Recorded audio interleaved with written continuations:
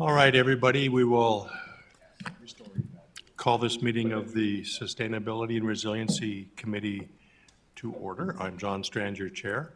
Thanks for attending. We'll just run around the table and introduce ourselves. Tim Mahoney, Mayor. Dave Leaker, Fargo Park District. Paul Mathis, Cass County Electric Cooperative. Sean Paschke, Xcel Energy.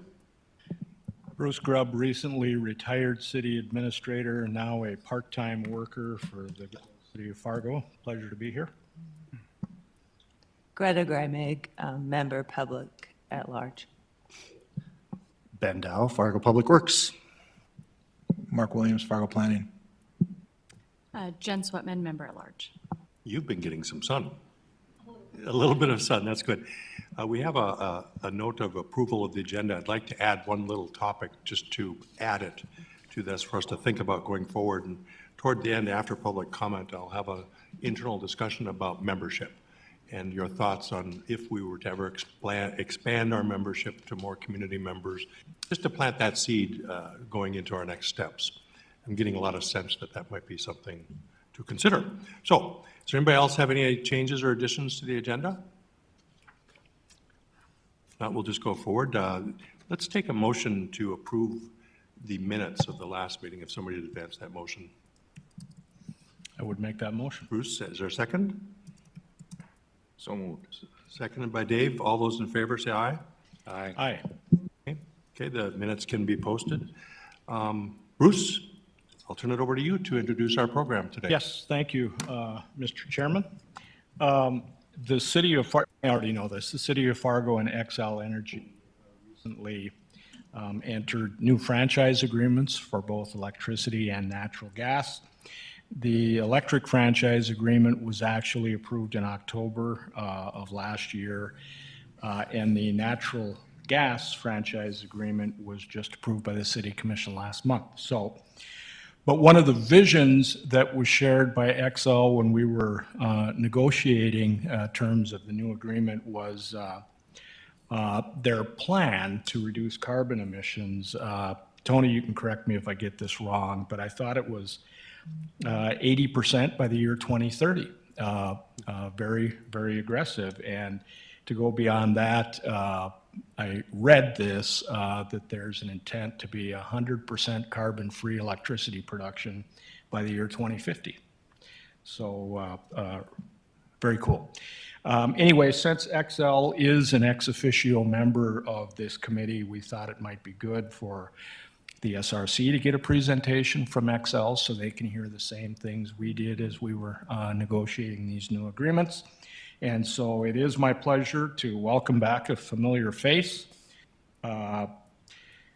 former City Commissioner Tony Grinberg, now serving as North Dakota Principal Manager for Xcel Energy. And I asked him to come here and share that future vision that Xcel has to educate this SRC committee a bit. So his presentation is titled Building the Energy Future. Clean, safe, and reliable. So with that introduction, Tony, welcome back to City Hall. Well, thank you, Bruce. Pleasure to be here this afternoon. Bruce told me he was going to wear a tie today. That's why I wore a tie. But that retired status or semi-retired must work to the advantage. But Had a senior moment there, Tony. you know, it's a privilege for me to be here today to share a little more background. I'm quite confident then when I run through these slides, there are some things about Xcel Energy you never knew. And largely that was my experience when I was encouraged to apply for the position that Mark Nesbitt vacated when he retired after nearly 40 years and had the honor of being chosen as his successor as principal manager. Working with Mark many times over the years in economic development in various roles that I've had, you know, when the call came, would you consider applying for this job? I said, what do you do? And so Mark took me to lunch and kind of shared some of the things he does. And so I learned a lot from that, just that lunch meeting. And I usually share when I'm asked to provide remarks or, you know, perspectives on Xcel, whether it's in Bismarck, I always start with, this is what I've learned in a year and a half. You know, I think we've all, I think many people always appreciate the fact that when they get up in the morning, the lights turn on, and I'm one of those, but not really understanding the background, what makes that happen. And certainly my legislative tenure had a lot of experience in the energy side with North Dakota and energy policy, but not like I've learned in the last year and a half. So it's a privilege for me to share a little more of the background, and I'll build on Bruce's point about our carbon-free vision. And as another backdrop, this industry is changing rapidly. And it's been a culmination of a lot of different things that have gone on with, policy at the federal level to state, to carbon, our climate. And I think it's important that acknowledge that Xcel Energy was the first utility in the United States to declare a carbon-free vision. That was done in 2018.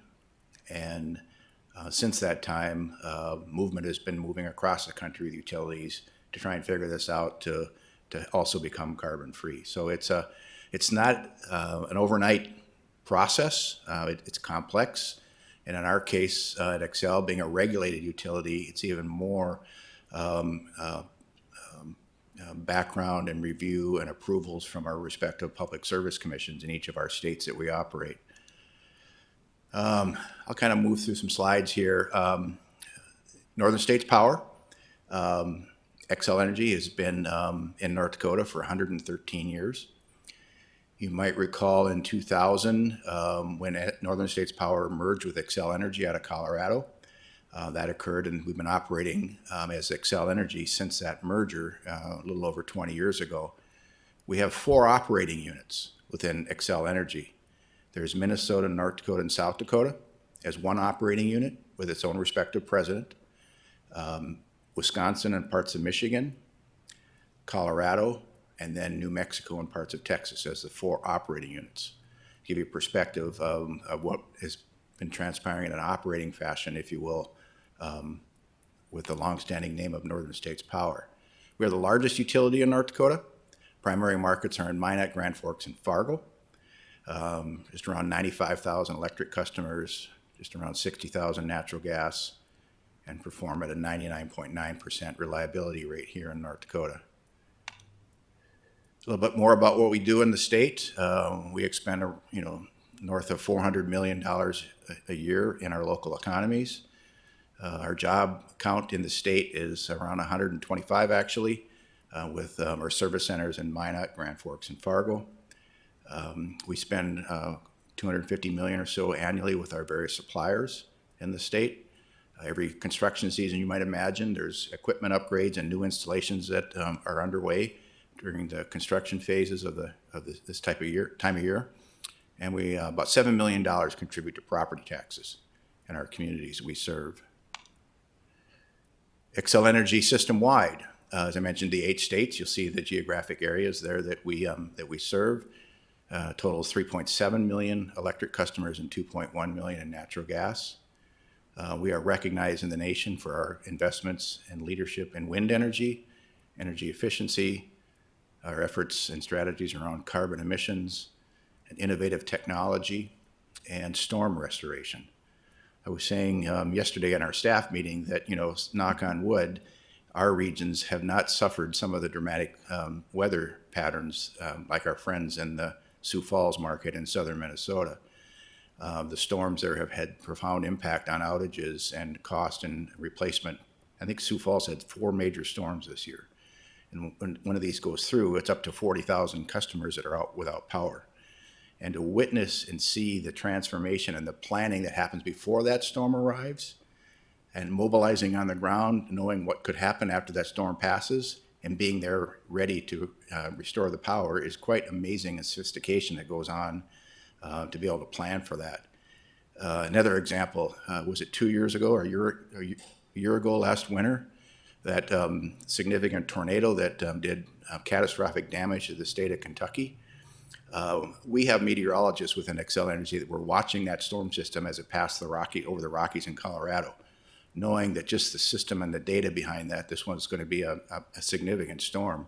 We had crews on the ground, and we were asked to go help in the Kentucky area because of what was to come and the impacts we had in southern Minnesota as a result of that. So what most people don't see is that level of planning and sophistication that goes to reliability and getting lights back on when Mother Nature creates the events that she does.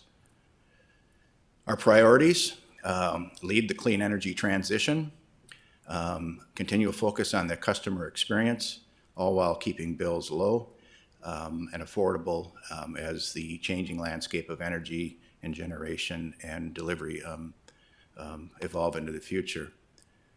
Bruce touched on it, priorities under the lead the clean energy transition. You know, we declared, as I mentioned, we'll be 100% carbon free by 2050. I have some slides that'll show more detail as I progress. With investments we've made and approvals we've received, we will be somewhere north of 80% carbon free by 2030. And our vision is in our 8 states that by 2030 we'll be powering 1.5 million EVs in our states. And will be also our priorities. I'll share a little more on another slide about net zero with emissions on natural gas by 2050. Under the enhance the customer experience, know our customers' needs and interests, make it easy to do business with us, and deliver meaningful products, services, and experiences. Last week we were participating in an informal hearing at the Public Service Commission in Bismarck about net metering and what the internet and being able to control your energy use and be able to see it on an app will mean to customers as far as their energy management and power use in their own homes and businesses, all while keeping bills low and low-cost renewables and in the extensive customer efficiency programs. Some of these slides maybe are a little backed up and redundant, but just to reinforce, you know, our comprehensive clean energy strategy, again, is 100% carbon-free electricity, net zero natural gas, and then 1.5 million EVs as we forecast into the future. It might be worth noting that every state in the nation has to comply by August 1st, a plan to the National Department of Transportation on their plans to deploy the federal funding for EV infrastructure. That was largely IIJA, large infrastructure bill that passed Congress last November. Cass Electric with Paul and his team and the rural co-ops across the state, Xcel, Montana, Dakota Utilities, and Otter Tail have all been asked to participate in a consultant study putting a plan together for North Dakota to submit to the federal DOT on where EV charging stations will be deployed in North Dakota off this first phase. And the plan coming from DOT and state DOT is it'll be primarily on I-29 and I-94 corridors within 1 mile of exits that exist today that have maybe gas stations or other amenities that will be able to work with the local communities, industry to invest $26 million with EV charging infrastructure along the interstates in North Dakota. Similar activities, obviously, are going on across every state in the nation. And I know, Commissioner Strand, you have an interest in this area. We've talked about this in our past. You know, when you look at what's, maybe you guys see the volume has changed out here with the EV charging station we put in. You know, over time, you're going to see this market continue to grow. And it's clear because now every auto manufacturer is retooling their manufacturing plants. This isn't something that's going to change in 6 months. We're going to go back. This is going to slowly continue to evolve and become more dominant. Again, 2021, 2030, and 2050, you know, in 2021, we had 50% with our efforts on low carbon. Mentioned the 80% by 2030 and the 100% by 2050. I'll share some examples. That jump from 80% to 100%, we're not certain yet how we're going to get there, but it's going to require innovation to do that. And I'll share a couple of examples as I work through these slides. A little more granular look from 2005 to 2020. If you see the top line of coal, we were running 56% of our generation was coming from coal in 2005. You can see in 2020 that dropped to 21%. You see our natural gas is increasing and our nuclear is staying about the same. Wind is increased and other renewables. Solar is, you know, on another, you know, path forward, particularly in Minnesota with some of the programs that Minnesota has embraced. So you can kind of see that shift going on. With our mix at Xcel, we generate our own power, we transmit it, and we distribute it. Kind of an all of the above kind of approach as a company. You will You'll start to see, obviously the rise of more solar in Minnesota, as well as some more wind. The dispatchable term you probably have heard about, where coal has that dispatchable resource, or nuclear.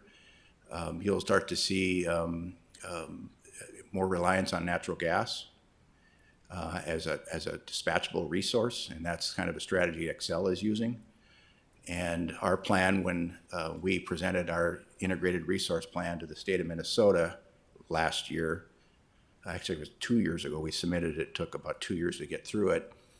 That plan also includes increased solar and wind in Minnesota, but also calls on natural gas combustion turbine generation.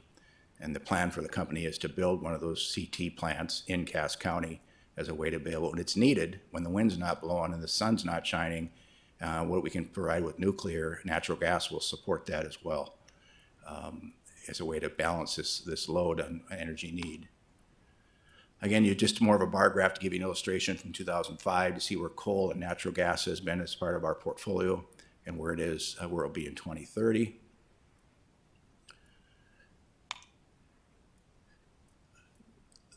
Reducing carbon emissions is job one. Obviously, is to protect energy reliability and affordability.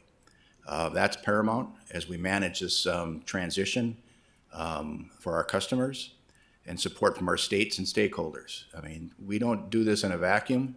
As I mentioned, we're regulated, and so everything we do it has gone through or will go through a very sophisticated, lengthy process for public opinion and debate before our Public Service Commission will approve a plan. And I mentioned our IRP we had approved about a year ago. Actually, it was February this year. Had thousands of comments from residents in Minnesota. Well, the way this system works is that when Minnesota approves it, so does North Dakota and South Dakota in our operating unit. So we're working kind of in concert with one another. And we advocate for, obviously, constructive public policy and then develop carbon-free 24/7 technologies for 2050. The path to 80% reduction by 2030, some of the things I've mentioned, but increase in renewables, natural gas and energy storage is paramount for this plan to work. Preserving nuclear, in our case, we operate 2 nuclear plants. We'll transition our coal plant. And I think it's important to footnote that, as I've learned in the industry, there's, in North Dakota, that's a treasured resource of our fossil fuels, and how do we manage that from carbon sequestration? But there's also an aging depreciation of an asset that is also part of the decision-making of any utility, because to build a brand-new coal plant today is very expensive versus keeping it in operation and balancing that need from a standpoint of age. So those are things I think all utilities that generate using coal have to think through and how they manage that, and as well as the carbon capture initiatives that we have with federal government as partners, and our colleagues in the state that are using coal. I didn't mention earlier that Xcel is the largest wind producer in North Dakota. We have about 612 megawatts. And then the energy efficiency, strategic electrification, and then you're going to read more and more into the future about investments in the grid, transmission lines, the capacity growth in our nation, and that was part of the infrastructure bill as well, to modernize our grid and our infrastructure around electric delivery in the United States. And so that's going to be an area that you'll probably read more about in various articles across the Midwest, the nation, about, pushback of building transmission lines, but they're going to be needed for us to be able to, to move the country forward from an energy demand perspective.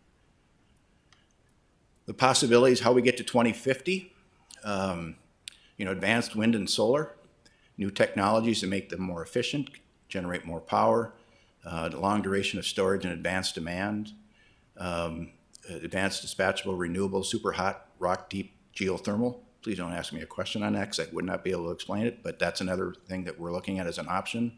Hydrogen is an up and coming area. There's a lot of federal support to invest in hydrogen hubs across the country. We are interested in that. There are discussions going on in North Dakota about being an applicant for one of the federal hydrogen hubs, with the EERC at University of North Dakota being the lead on that, as an area to have hydrogen as an alternative source of fuel. I can tell you, when we build our gas plant in Cass County, it'll be designed so it can be converted to hydrogen. So it has multi-purpose down the road. So if natural gas is no longer used to power that power generation entity hydrogen could be. Advanced nuclear. How many know that there are 2 nuclear plants under construction in the United States of America? TerraPower by Bill Gates in Wyoming, and a big plant in Florida. How popular those big plants will be more in the future is unclear to me, but I'm certain that what we have learned at Xcel, and we're actually managing a couple small nuclear reactors for groups out of Oregon and Idaho, is you'll see the emergence probably of small nuclear reactors that have the ability to be bolted together. They each generate about 75 megawatts, and they can be bolted together maybe to get to 300 or 400, but they're more nimble and more easier to manage as an area of alternative fuel. And then, of course, North Dakota's investment and the federal partnership with carbon capture, still a technology that I'm sure Paul could talk more in depth on about, preserving that, and, from a climate perspective and keeping our coal alive in North Dakota. The electric vehicle vision, touched on the 1.5 million EVs as our vision, estimated $1 billion in fuel savings by that number of vehicles. We project $1 or less per gallon with energy costs for EVs, and take out 5 million tons of carbon emissions as a result of that transition to more electric vehicles. I touched on the natural gas and the net reduction in greenhouse gas emissions by 2030.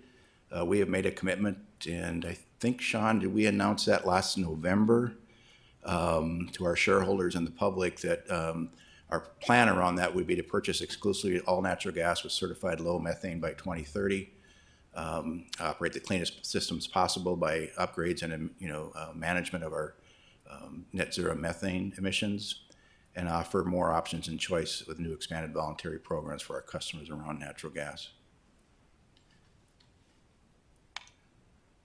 Outside of the carbon reductions, since 2005, Xcel Energy has reduced its sulfur dioxide use by 82%, nitrous oxides another 82%, mercury 91%, coal ash reduction of 55%, and we're using 30% less water than we were in 2005 with our processes. A little touch on innovation and technology. I mentioned that we were the first to declare carbon-free. We've also been the first to recognize across the nation and using drones for technology for monitoring our generation plants as well as our wind farms. That's been very fun to watch. Mark Nesbitt takes a lot of credit for that with his role at Xcel years ago when the investment North Dakota made to position UND and the aerospace program to be a leader in this space. And to watch that over the last 10 or 12 years, where it is today and where it started, is quite amazing. And Xcel's been all the way through that on that journey. We have 2 companies in Grand Forks that we're actual partners with that provide us the data. They do the annual, regular maintenance, not maintenance, but monitoring of our systems, our wind farms, and that gives us real-time data for safety as well as management of that wind fleet. And I wanted to get a picture of our bucket truck. We were, again, first in the nation. I'm going to brag a little bit. The first EV bucket truck, Xcel Energy. We issued a press release about 3 weeks ago, I guess it was. Sean and I are trying to figure out how to get it to Fargo, but I understand all they do is 160 miles per charge. So let's figure out, make sure you get the infrastructure there. Our programs have saved in 2020 enough power for 175 homes and reduction. And since 1992, we've avoided building 23 power plants with our energy efficiency programs.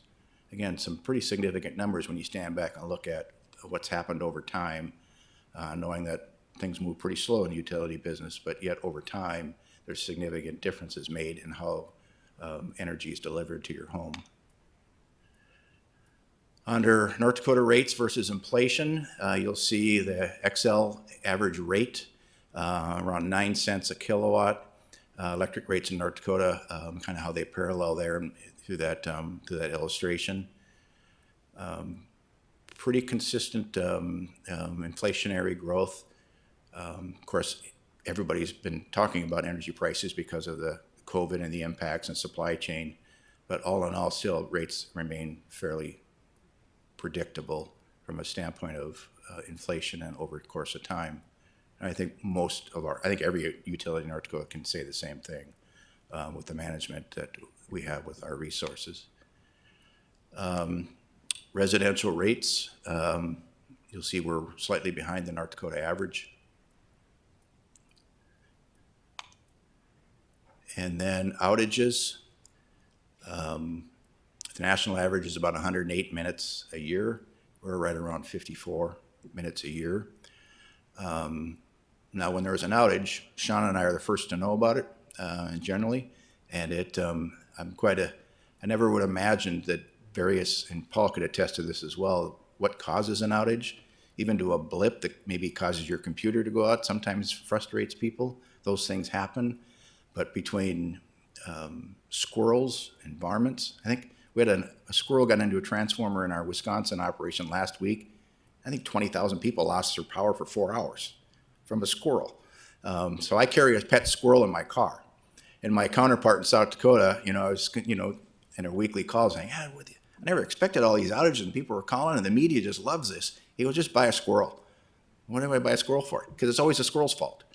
But there's a lot of different reasons, that this happens. But all in all, customer reliability in North Dakota with wherever your power is coming from is pretty consistent. Weather is a whole other matter. But like I say, like knock on wood, we're not going to have the extremes like some of our colleagues have in the southern part of Minnesota and South Dakota. Diversity. I've never worked for a large organization. I've been blessed to have many career runs and been involved with a lot of different projects and largely in economic development, small organizations.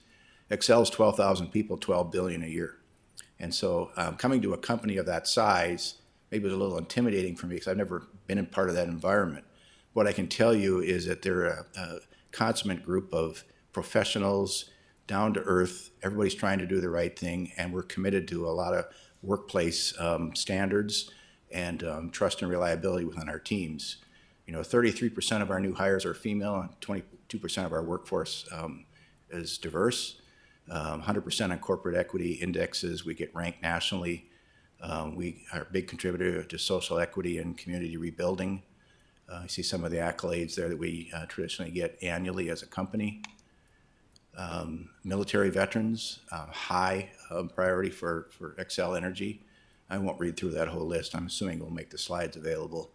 But it's a great team and a great organization committed to customer service and reliability, as well as the members who make that team reality. This is a picture last year. Sean roped us into planting trees for river keepers. No, he really didn't. It was all part of a team effort. We have part of our day of service. We committed to planting trees up along the river for river keepers. But you can see some of the results as a company, the volunteer hours, our commitment. United Way is very important to Xcel Energy across our system, our grants, COVID relief efforts, matching gifts, as well as assistance for energy and bill payment assistance to our communities. In North Dakota, we expend around $500,000 a year between our foundation and our corporate giving to various organizations within Minot region, Grand Forks, and Fargo. 26,000 people have received arts and cultural program benefit from our foundation program, and nearly 4,000 K-12 students is our support for STEM. So that is the last slide. Happy to answer any questions. John, I feel like we're in Nebraska. So Tony, we're in North Dakota, and as I'm listening to your presentation, until today, I would have anticipated a lot of your strategic corporate messaging would be not always well received across the state when there's such a battle to preserve, or it seems, to preserve the legacy carbon energy infrastructure. How do you all get there going forward when this is new changes to the state and they're fearful of loss of jobs and loss of, they don't even want to use wind towers or transmission lines for other energies in some parts of the state? That's a great question, John. I can answer that as a former lawmaker. I can answer that as a newcomer to Xcel in December of 2020. I remember when wind was suggested in the halls of the North Dakota legislature, and everybody laughed at those that were promoting wind, and that wasn't that long ago. To today where wind is, and there's obviously the debate over tax credits and investment and the cost of wind, is it really economical? I mean, all those things continue today like they have when it first started. Mark jokingly said, congratulations when I accepted the position, now that you have a target on your back with Xcel Energy going to Bismarck, North Dakota. And, I jokingly said, I've had a target on my back my entire life, so bring it on.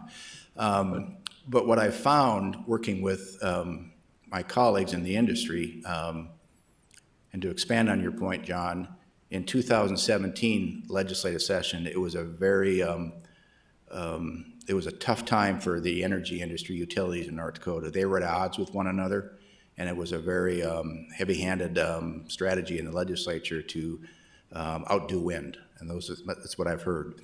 What it caused was, whether you're with the national or the state Rural Electric Cooperative Association or Minn Kota Power or Basin Electric or Cass County Electric, in the case, it brought everybody to the table to discuss like differences.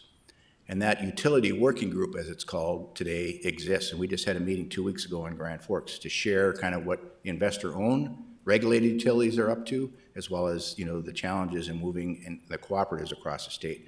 It's really become kind of a harmonious, good group to share and not be at odds with one another. That was driven largely by the legislature in 2017. So a lot of things have come together. My point of sharing that is, it was about 6 weeks into my first legislative session as an Xcel Energy principal manager, I realized everybody has a target on their back, not just Xcel Energy. It's somewhat easy to point at Xcel because we don't have any other generation but wind in North Dakota, when, coal has been the predominant generation, and the debate, about energy and fossil fuels and bring on carbon capture as a solution to address, the emissions. And so I don't really feel that there's still the Minnesota, North Dakota thing, but I feel that the challenge is whether it's depreciation of an asset and how do you reinvest in coal given the market.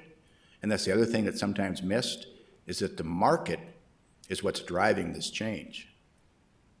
And if, embedded in this whole Coal Creek discussion over the last couple of years, it's the Minnesota market that was demanding this change. And so they found a way to balance that to try and figure out how to deliver to that market.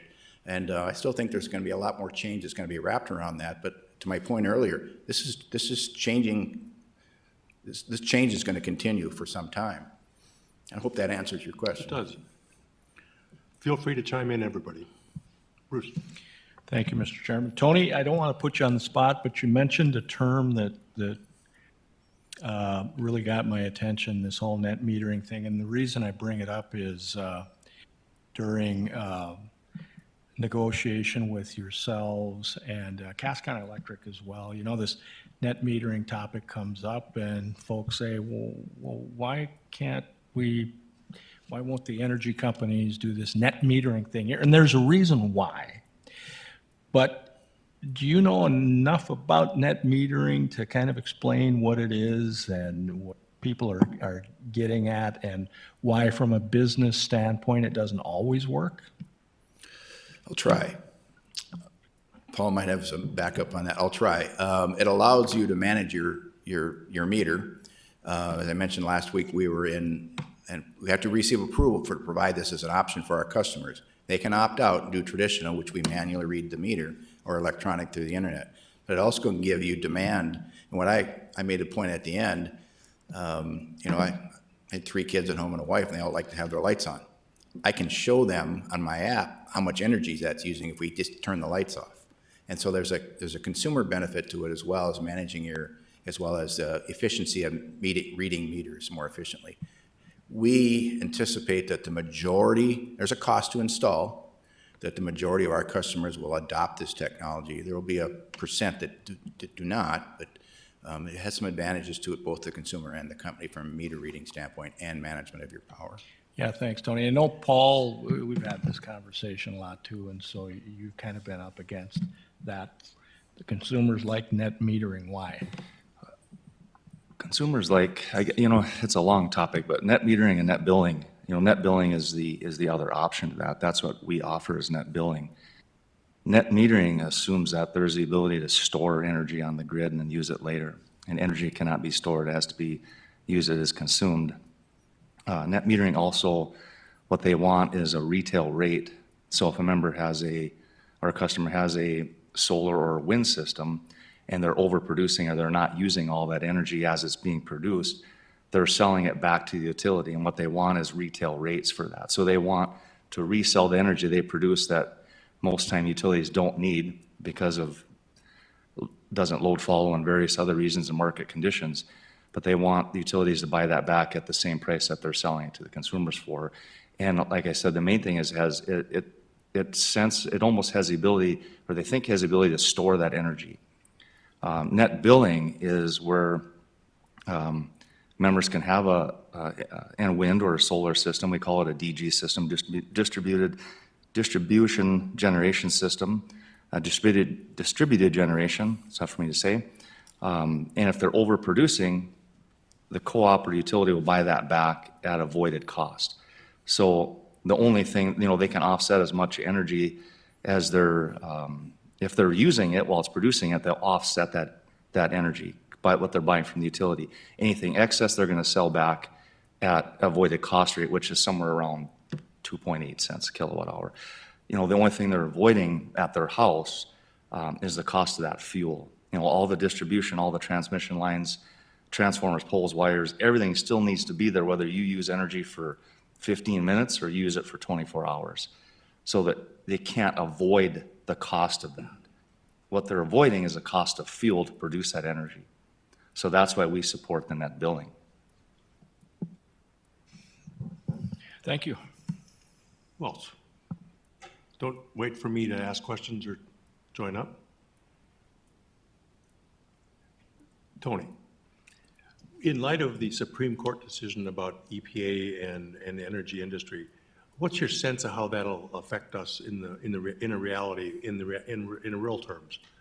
There's people who just think it's absolutely catastrophic potentially to the environment, and others, North Dakota celebrated it because it protects our existing energy industry. But do you have a sense where that'll go, or where that's aiming, or what we'll see coming up our way? I can only answer that as a personal opinion as somebody who's been around a while and been in the legislative halls, and that decision and other decisions recently by the U.S. Supreme Court. I think what's going on in our country is a right-sizing of what the Constitution's intended for. So whether it's this issue or others that have been changed in recent history or recent weeks, I think you'll find more individual state initiatives to still drive towards a clean energy and be sensitive, but it's not going to be driven by the federal agencies, and that's what the decision was, that federal EPA did not have this is not their responsibility, it's the states. And so I think it's incumbent on what we know today and what we know in the future, whether you are a believer in the climate and that's a true impact, or whether you are in Wall Street. Follow the money. Again, this is my opinion. Follow the money. The money's going to direct where these investments go. And I've said publicly in support of Project Tundra that we need this to work for our state. It's in the best interest of our state, but it's costly.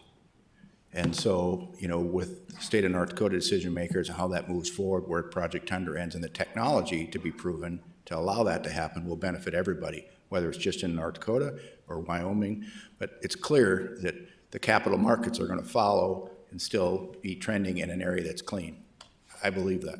That's not a company Xcel position. That's what I've read and what I've learned. Can I add to that? Yeah, absolutely.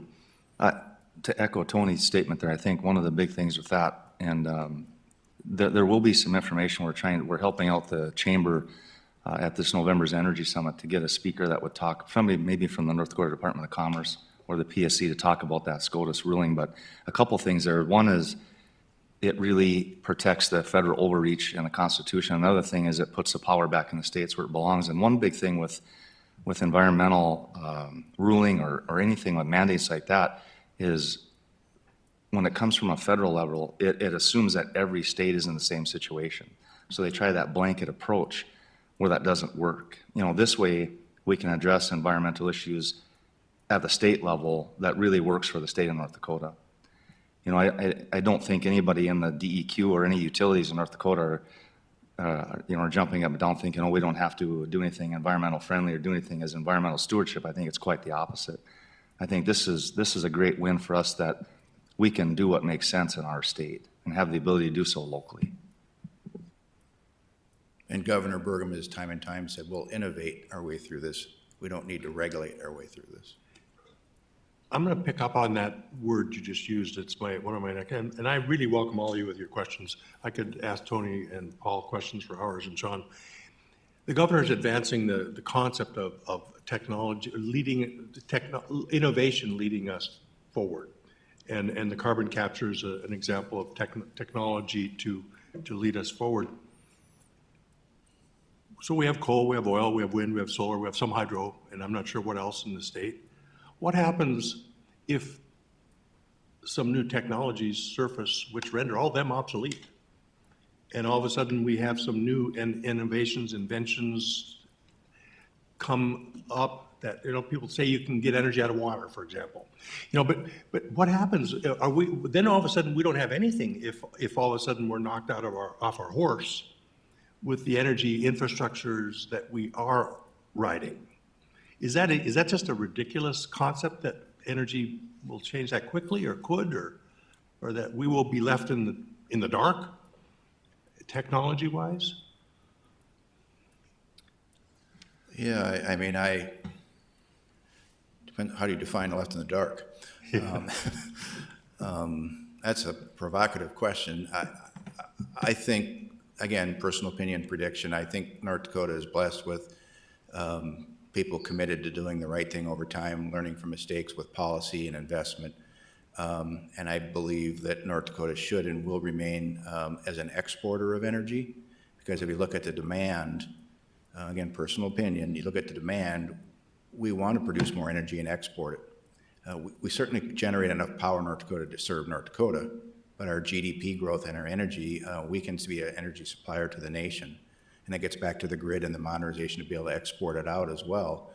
But I think that's an opportunity that the market will adapt to. And, you know, 20 years from now, 40 years from now, it won't look like it does today, but the markets and where a return is possible and approved by regulators, I think that'll slowly evolve over time. I don't know if that's a crack at how I'd address that. Well, it's just something I wonder about, what the future will look like. You know, and I suppose we all don't know, but North Dakota is certainly wealthy in the sense of energy. We're just incredibly wealthy. You know, we used to be a farm state, now we're an energy state, I think, as much as more than anything. And Yeah, I I'm don't just see wondering that. about that. To address your time sensitive, I don't think anything's going to happen overnight. It's going to be a slow transition, even if there's major technology boosts, whether it's in nuclear or water, hydrogen, or whatever that is. Another thing to consider is a lot of utilities like Cass or Minnesota that has existing investments or contracts with coal plants or nuclear or natural gas plants. So, you know, there's ways around that too with federal funding or whatever, but there is stranded investment. There's, you know, existing debt that needs to be paid for. And I think if there's a problem and we come up with a solution with a reasonable amount of time and the resources to do it, we can do anything. You know, if you come up with a problem, the private sector will take care of it. Mm-hmm. And I think that's what we need to, that's one win with the state regulation is sometimes we get the federal government involved and it convolutes things and takes up more time. Greta? Jen? Or community at large? I have a question. As a person who heats their house with natural gas, I was curious about the mechanism by which you achieve net zero natural gas. Do you know anything about that? Well, if I may go back, 25% in our natural gas. It's a cleaner fuel, as we know. Where is that slide? So we're looking at a 25% net reduction in greenhouse emissions with our natural gas. And these are the three ways that we'll manage that.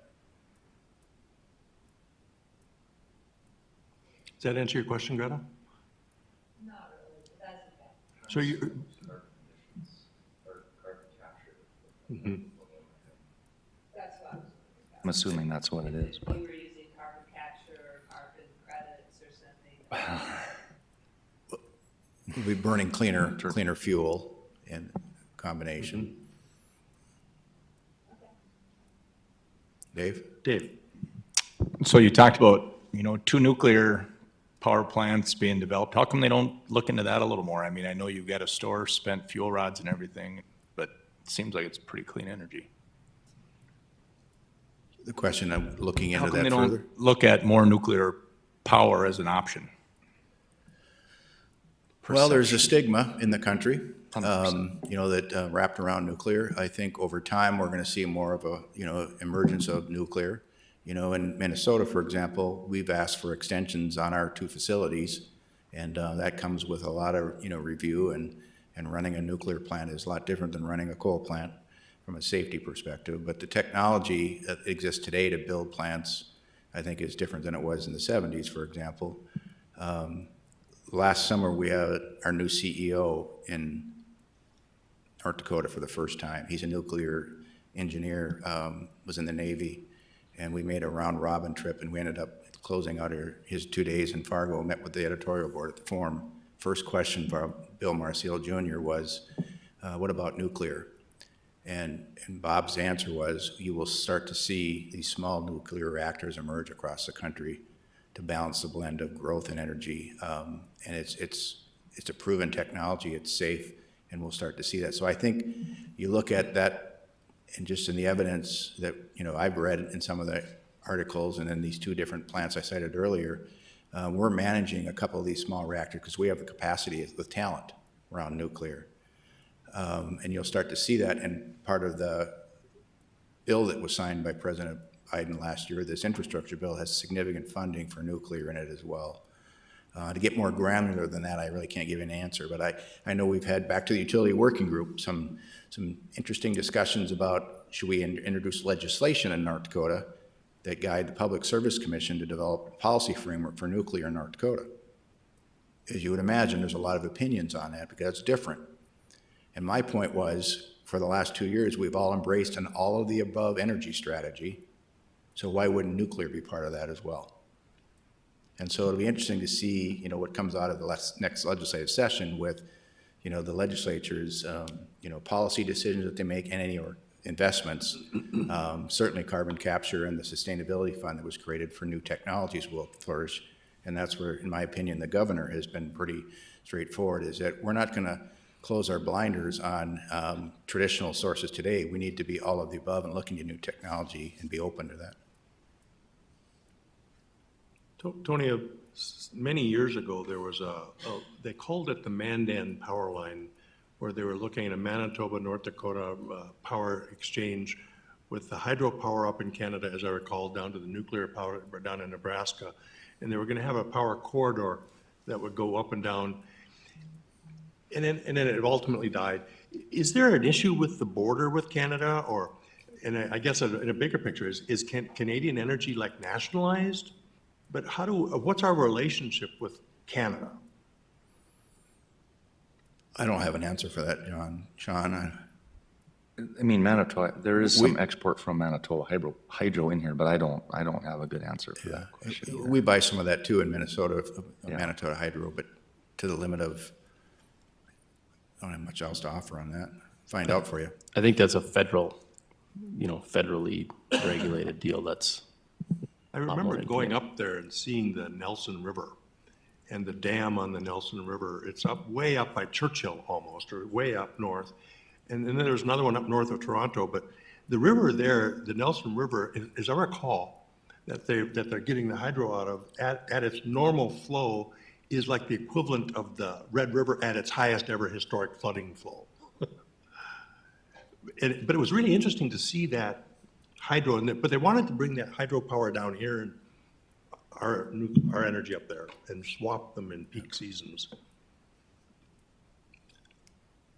What's going to change in the future? And then we'll wrap up. What do you see? What are we going to be surprised by, you and or Paul? Do you have any sense of we're just going to really be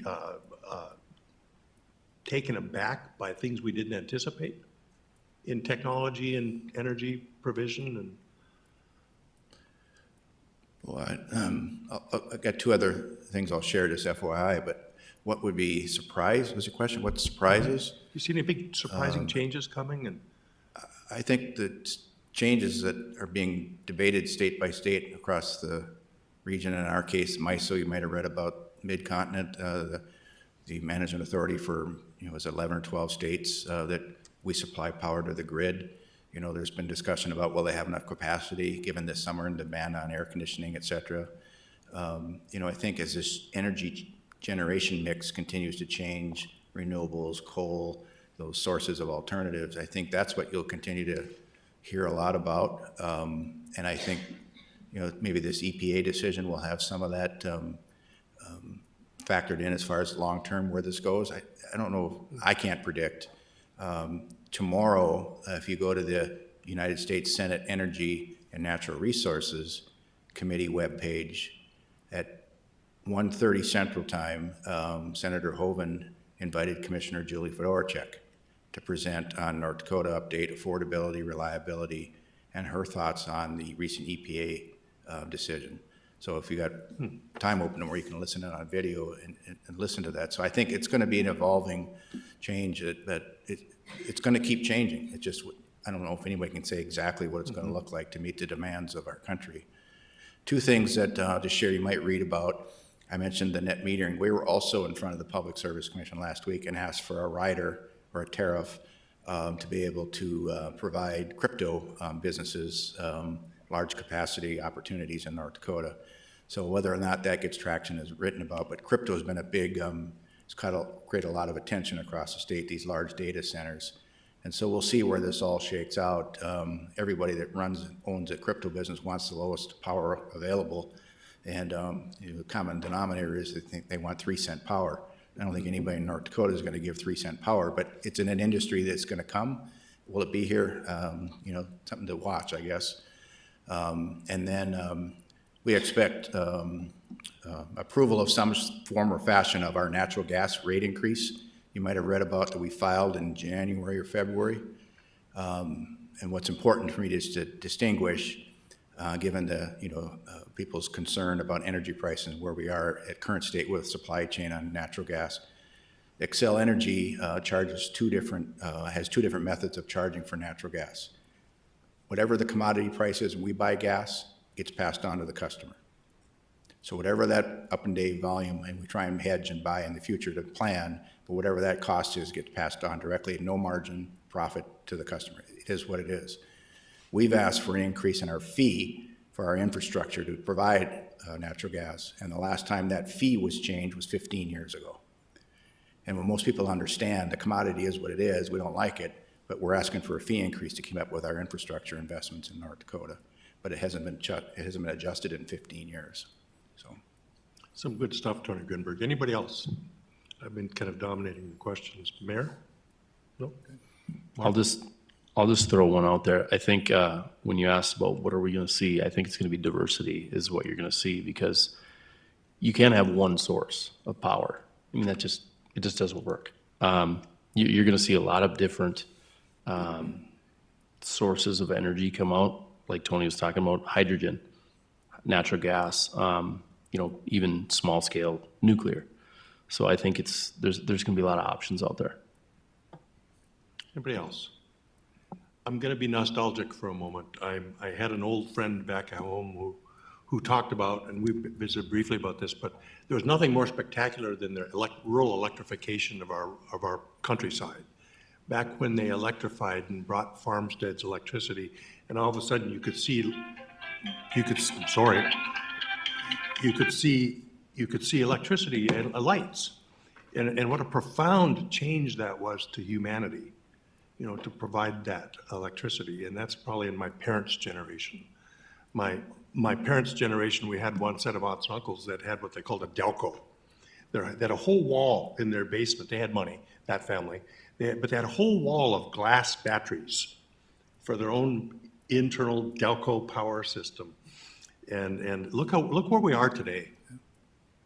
Just turn on a switch and don't even have to think about it. But my father-in-law's father donated the slip share when they broke ground at the Coal Creek station north of Bismarck, and the slip share still sits in a case above the entranceway at Coal Creek. And in a picture there is he and Art Link. And so you look back just to the Coal Creek example as far as building on that Rural Electrification Act. Anybody else? Tony, thank you very much. It's a pleasure to have you back here in the City Hall chambers. We've all missed working with you and relish that. Appreciate we can continue to work with you going forward. I had mentioned that I'll just plant the seed. There's some folks in the community who would like to be part of our process here, some other voices. We had an application process. Do you have a sense, would it be a good idea to add a couple more community reps to this committee or not? Or I'll say, if you have suggestions going forward, we'd be open to that. What about term limits for the public members? Have you thought Yours about was that? 27 years. I don't know if I have that long. I don't know if Bruce, did we? Well, at the time, we didn't consider term limits. That was an elected official issue that was being dealt with. But no, when we put this together, it was kind of a reformulation of Commissioner Mike Williams' old committee, Renewable Energy Committee. But we've currently got 11, 2 elected officials, 3 public at-large members, and then staff. We've also got ex officio, but I too have been asked by members of the public, boy, if somebody drops off, I'd really love a chance to sit on that committee. And so John and I talked about, should we add a couple of chairs? There's interest out there. People are watching this, so I think it's great. They are. I have a nephew who's really a young techie geek, and he watches all these meetings, and is just so into it. This young generation's got a level of interest that is intriguing. So we'll explore that. And if anybody has any suggestions about if we expand, how to expand, who to include, we're all ears. Anything else for the good of the order? Tony Grunberg, thank you sincerely. Thanks everybody for attending. We really appreciate your participation in this. And is the dashboard up, Bruce? The carbon dashboard? We just got started, so it's not up yet, but we are feverishly working on that. That's coming. Okay. We stand adjourned. Thanks, everyone. Thank you.